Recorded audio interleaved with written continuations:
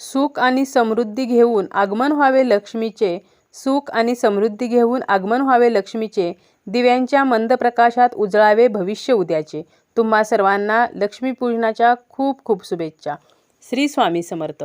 तुम्हा सर्वांचं आपल्या यूट्यूब चॅनलवरती मी अगदी मनापासून स्वागत करते. तुमच्या मनातील सर्व चांगल्या इच्छा स्वामी महाराज पूर्ण करोत, हीच स्वामींच्या चरणी प्रार्थना करते आणि आजच्या व्हिडिओला सुरुवात करते. आजच्या व्हिडिओमध्ये मी तुम्हाला एका नव्या विषयावरती माहिती देणार आहे, ते म्हणजे लक्ष्मीपूजन. दिवाळीतील लक्ष्मीपूजन हा दिवस वर्षातून फक्त एकदा येत असतो आणि या दिवशी आपल्याला एक लक्ष्मी कलश भरायचा आहे. हा कलश कसा भरायचा, का भरायचा, तसेच अखंड लक्ष्मी प्राप्तीसाठी या कलशामध्ये आपल्याला कोणकोणत्या वस्तू भरायच्या आहेत, याबद्दलची संपूर्ण माहिती आपण आजच्या या व्हिडिओमध्ये पाहणार आहोत. जर तुम्ही असा लक्ष्मी कलश लक्ष्मीपूजनाच्या दिवशी भरला तर तुम्हाला कधीही कशाचीही कमी पडणार नाही. पैसा तुम्हाला कधीही कमी पडणार नाही. माता लक्ष्मीचे अखंड वास्तव्य तुमच्या घरामध्ये राहील आणि यासाठीच आपल्याला फक्त वर्षातून एकदाच ही जी संधी आहे, तर या दिवशी आपल्याला लक्ष्मी कलश हा भरायचा आहे. ही संधी आपल्याला वाया घालवायची नाही. लक्ष्मीपूजनाच्या दिवशी आपल्याला सकाळी लवकर उठायचं आहे. सकाळी लवकर उठून स्नान आटोपून मुख्य दरवाजा आपल्याला स्वच्छ करायचा आहे. माता लक्ष्मीला स्वच्छता ही अतिशय प्रिय आहे. लक्ष्मीपूजनाच्या दिवशी आपण घराचा कानाना कोपरा हा स्वच्छ ठेवत असतो, कारण माता लक्ष्मीला स्वच्छता लागते. ज्या ठिकाणी स्वच्छता आहे तर माता लक्ष्मीसुद्धा अशाच घरामध्ये प्रवेश करते. त्यामुळे मुख्य दरवाजा आपल्याला कपड्याने स्वच्छ करायचा आहे. या मुख्य दरवाजावर आपल्याला कुंकवाने स्वस्तिक काढायचं आहे.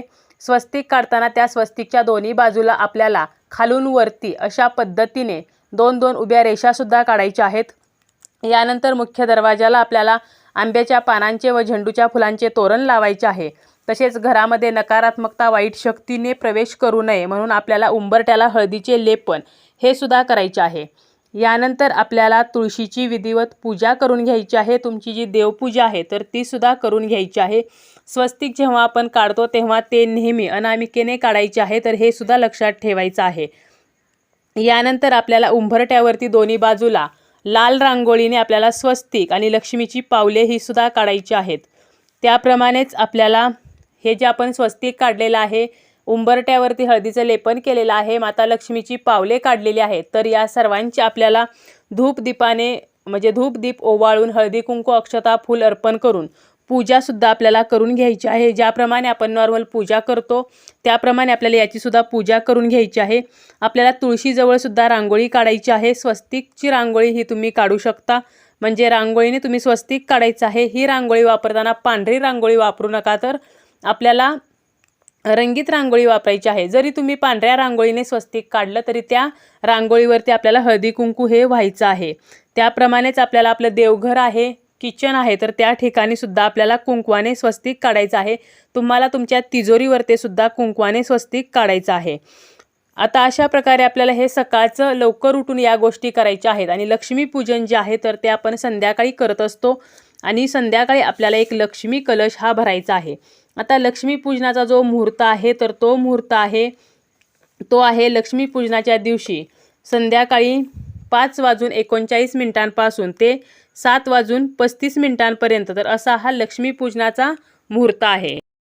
12 नोव्हेंबरला आपल्याला हा जो मुहूर्त आहे तर या मुहूर्तामध्येच आपल्याला लक्ष्मी कलश हा भरायचा आहे, किंवा त्या मुहूर्ताच्या अगोदर जरी तुम्ही हा लक्ष्मी कलश भरला तरी चालेल, कारण आपल्याला लक्ष्मीपूजनाची पूजासुद्धा मांडायची आहे. फक्त तुम्ही त्या मुहूर्ता अगोदर एक 10 ते 5 मिनटं किंवा 10 ते 15 मिनटं हा लक्ष्मी कलश भरून सुद्धा ठेवू शकता. आता आपल्याला लक्ष्मीपूजनाच्या दिवशी बघा, जी माता लक्ष्मी आहे तर ती सर्वत्र संचार करत असते आणि ज्या ठिकाणी स्वच्छता आहे, आनंद आहे, उत्साह आहे, तर तेथे ती प्रसन्न होऊन आशीर्वाद देत असते. आणि असे म्हणतात की संचार करता करता लक्ष्मीला ज्या घरामध्ये गुणसंपन्न, संस्कारयुक्त, कर्तव्यदक्ष, संयमी तसेच धर्मनिष्ठ लोक दिसून येतात तर त्या घरामध्ये ती कायमचं वास्तव्य करते. आपण नेहमीच आपल्या कष्टातून पैसे, धन हे कमवत असतो आणि या धनाची पूजा आपण या लक्ष्मी पूजनाच्या दिवशी करत असतो. दिवाळीच्या 5 दिवसांपैकी अत्यंत महत्त्वाचा हा दिवस जो आहे तर तो लक्ष्मी पूजनाचा दिवस आहे. आपल्या संपत्तीची, वैभवाची, ऐश्वर्याची वृद्धी करणारा हा दिवस मानला जातो आणि अगदी गरिबापासून श्रीमंतापर्यंत प्रत्येकजण आपापल्या परीने लक्ष्मीपूजन करत असतात. तर अशा या लक्ष्मीपूजनाच्या वेळेत आपल्याला आपल्या वर्षभरातील कमाईला सात्विक अधिष्ठान प्राप्त व्हावे, तर यासाठी आपल्याला हा लक्ष्मी कलश जो आहे तर तो भरायचा आहे. आता काय करायचं आहे, हा जो तुम्ही कलश आहे तर तो सेपरेट पाटावरती मांडू शकता, किंवा तुम्ही ज्या पाट चौरंगावरती लक्ष्मी पूजन करणार आहात तर त्या ठिकाणी लक्ष्मी मातेसमोर जरी मांडला तरी सुद्धा काहीही हरकत नाही. तुम्ही तुमच्या सोयीने हा जो कलश आहे तर तो मांडू शकता. तुम्हाला एक कलश घ्यायचा आहे. यानंतर तुम्हाला ज्या ठिकाणी तुम्ही हा कलश मांडणार आहात, ज्या पाटावर मांडणार आहात, तर तेथे तुम्हाला अगोदर खाली म्हणजे जमिनीवरती रांगोळीनं किंवा तांदळानं स्वस्तिक काढायचं आहे आणि त्यावरती हा पाट मांडायचा आहे. मग अगोदर सांगितल्याप्रमाणे छोटा पाट मांडा किंवा तुम्ही मोठा पाटसुद्धा मांडू शकता. सेपरेट तुम्ही हा कलश मांडा किंवा लक्ष्मीपूजनाच्या पूजेमध्ये हा कलश मांडला तरीही काहीही हरकत नाही. त्या पाटावरती आपल्याला लाल पिवळे वस्त्र अंथरून घ्यायचं आहे. त्यानंतर एक तांब्याचा तांब्या घ्यायचा आहे. हा तांब्याचा तांब्या तुम्ही नवीन घेतला तरी चालेल, आणि जर तुमच्याकडे घरामध्येच असेल तरी तो स्वच्छ आपल्याला घासून पुसून ठेवायचा आहे आणि तो तांब्या वापरायचा आहे. त्यावरती कुंकवाने आपल्याला स्वस्तिक काढायचं आहे. कुंकू ओलं करून स्वस्तिक काढायचं. त्या स्वस्तिकच्या दोन्ही बाजूला 2-2 उभ्या रेषासुद्धा काढायच्या आहेत. त्या तांब्याला 5 ठिकाणी कुंकवाची बोटे लावायची आहेत.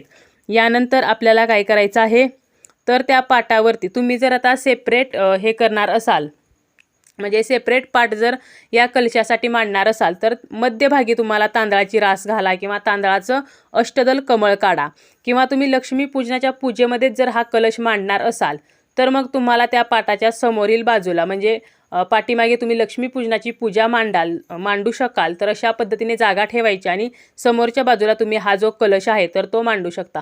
आता हा कलश तुम्ही लक्ष्मीपूजनाची मांडणी करण्याच्या अगोदरसुद्धा भरू शकता किंवा लक्ष्मीपूजनाची मांडणी झाल्यानंतर जरी भरला तरीसुद्धा चालेल. तुम्ही जर लक्ष्मीपूजनाच्या पूजेमध्येच हा कलश ठेवणार असाल तर अगोदर तुम्ही लक्ष्मीपूजनाची मांडणी करून घ्या आणि त्यानंतर हा तुम्ही कलश भरू शकता, म्हणजे तुम्हाला तो योग्य जागेवरती ठेवता येईल. तर त्यानंतर आपल्याला काय करायचं आहे, तांदळाची आपण जी रास घालून घेतलेली आहे तर ती रास घालून घ्यायची. त्यानंतर सर्वप्रथम आपल्याला तुपाचा दिवा लावून घ्यायचा आहे. त्या दिव्याची आपल्याला पूजा करायची आहे. बघा, कोणतंही कार्य करताना आपल्याला सर्वप्रथम अग्निदेवतेची पूजा करायची असते आणि अग्नीच्या साक्षीनेच आपण कोणतेही कार्य जर केले तर ते फलित होते. आता हा आपल्याला कलश जो आहे तर तो भरायचा आहे. मग हा त्या तांदळावरती कलश ठेवा आणि त्यानंतर भरा, किंवा तुम्ही अगोदर एका तामणामध्ये हा कलश मांडा आणि अगोदर कलश भरा आणि त्यानंतर उचलून तो त्या तांदळावरती ठेवला तरीही चालेल. तुम्ही कसंही करू शकता. आता या कलशामध्ये तुम्हाला काय करायचं आहे, सर्वात अगोदर खाली तुम्हाला एक मूठभर खडे मीठ घ्यायचं आहे. ते खडे मीठ तुम्हाला त्या कलशामध्ये भरायचं आहे. त्यानंतर तुम्हाला माता लक्ष्मीला प्रिय असलेल्या वस्तू भरायच्या आहेत. बघा, त्यामध्ये तुम्हाला 21 नाणी भरायची आहेत. मग ही नाणी तुम्ही 1 रुपयाची घ्या, 2 रुपयाची घ्या किंवा 5 रुपयाची घ्या. तर अशा प्रकारे 21 नाणी. यानंतर तुम्हाला 21 लवंगा घ्यायच्या आहेत. लवंगा ह्या व्यवस्थित अखंड असाव्यात, फूल असलेल्या असाव्यात. त्यानंतर तुम्हाला घ्यायचं आहे 21 वेलच्या. वेलच्यासुद्धा आपल्याला घेताना म्हणजे अशा चांगल्या वेलच्या घ्यायच्या आहेत, किडलेल्या किंवा तुटलेल्या वेलच्या घ्यायच्या नाहीत. त्यानंतर 21 पिवळ्या कवड्या घ्यायच्या आहेत आणि 21 गोमती चक्र घ्यायचे आहेत. म्हणजे या वस्तू आपल्याला क्रमाने अशा भरायच्या आहेत.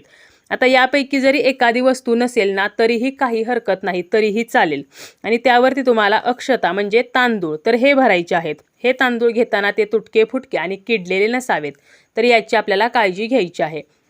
तर अशा प्रकारे तांदूळ हे शेवटी त्या कलशाच्या तोंडाला आले पाहिजेत. अशा पद्धतीने आपल्याला हा कलश भरून घ्यायचा आहे आणि त्या तांदळावर आपल्याला पैशांच्या नोटा ठेवायच्या आहेत. तुमच्याकडे जे पैसे आहेत तर त्या नोटा ठेवायच्या आहेत. बघा, आपण लक्ष्मीपूजनामध्ये सुद्धा पैसे ठेवतो तर ते सुद्धा आपल्याला ठेवायचे आहेत आणि या कलशावरती सुद्धा तांदळावरती आपल्याला या नोटा ठेवायच्या आहेत आणि त्यावरती तुम्ही एखादा सोन्याचा दागिना ठेवू शकता. जसं की तुम्ही सोन्याची अंगठी ठेवा, आणि जरी सोन्याचा दागिना ठेवणे शक्य नसेल तर तुम्ही एक सुपारी या नोटांवरती ठेवायची आहे.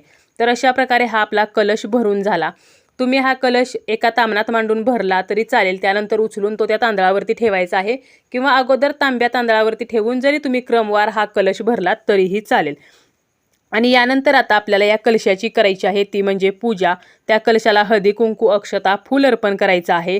आणि हा जो आपण कलश भरणार आहोत ना, तर कलश भरताना आपल्याला श्रीसूक्ताचं पठण तुम्ही करू शकता किंवा ओम श्री महालक्ष्मी नमः हा मंत्र म्हणत हा कलश भरू शकता किंवा ओम ऐं ह्रीं क्लीं चामुंडाय विच्चे तर हा मंत्र जो आहे तर हा मंत्र म्हणत म्हणत सुद्धा हा कलश भरू शकता. आता हा कलश भरला, या कलशाची आपण पूजा केली, या कलशाला आपल्याला धूप दीपाने ओवाळायचं आहे आणि नैवेद्य सुद्धा दाखवायचा आहे. मग नैवेद्यामध्ये आपण जो लक्ष्मी पूजनासाठी नैवेद्य बनवलेला असतो तर तोच नैवेद्य आपण दाखवू शकतो. आणि या लक्ष्मी कलशासमोर आपल्याला सेपरेट एक दिवा लावायचा आहे. हा दिवा तुम्ही अखंड रात्रभर चालू राहील असा जरी लावला तर अतिशय उत्तम. आता या कलशाचं पुन्हा काय करायचं तर दुसऱ्या दिवशी उठायचं आहे, आपलं स्नान वगैरे आटोपायचं आहे आणि आपण लक्ष्मी पूजनाची जी पूजा मांडलेली आहे त्याची आपण उत्तर पूजा करतो आणि ते साहित्य जे आहे तर ते विसर्जित करतो. त्याप्रमाणे आपल्याला या कलशाला सुद्धा हळदी कुंकू अक्षता व्हायच्या आहेत, साखरेचा नैवेद्य दाखवायचा आहे आणि यानंतर हा कलश आपल्याला उचलायचा आहे. या कलशातील ज्या लवंगा आहेत, वेलच्या आहेत तर त्या तुम्ही तिजोरीत ठेवू शकता. कवड्या ज्या आहेत तर त्या तिजोरीमध्ये ठेवा किंवा तुम्ही तुमच्या देवघरामध्ये ठेवल्यात तरीसुद्धा चालतील. नाणी जी आपण या कलशामध्ये भरलेली आहेत तर ती तुम्ही तुमच्या रेग्युलर व्यवहारांमध्ये वापरू शकता किंवा ती नाणी तुम्ही तुमच्या तिजोरीमध्ये तशीच ठेवू सुद्धा शकता. मीठ जे आहे तर ते वाहत्या पाण्यामध्ये आपल्याला विसर्जित करायचं आहे आणि जे आपण तांदूळ भरलेले आहेत तसेच या कलशाखाली जे तांदूळ मांडलेले आहेत तर ते सुद्धा तुम्ही तुमच्या घरामध्ये वापरू शकता किंवा तुम्ही पक्ष्यांना खायला सुद्धा घालू शकता. तर अशा प्रकारे तुमच्या लक्षात आलं असेल की हा लक्ष्मी कलश कसा भरायचा आणि या साहित्याचे नंतर काय करायचे. तर अखंड लक्ष्मी प्राप्तीसाठी नक्की या लक्ष्मी पूजना दिवशी असा कलश भरा. 100% तुम्हाला नक्कीच लक्ष्मी प्राप्ती झाल्याशिवाय राहणार नाही. माता लक्ष्मीचा अखंड वास हा तुमच्या घरामध्ये सदैव राहील.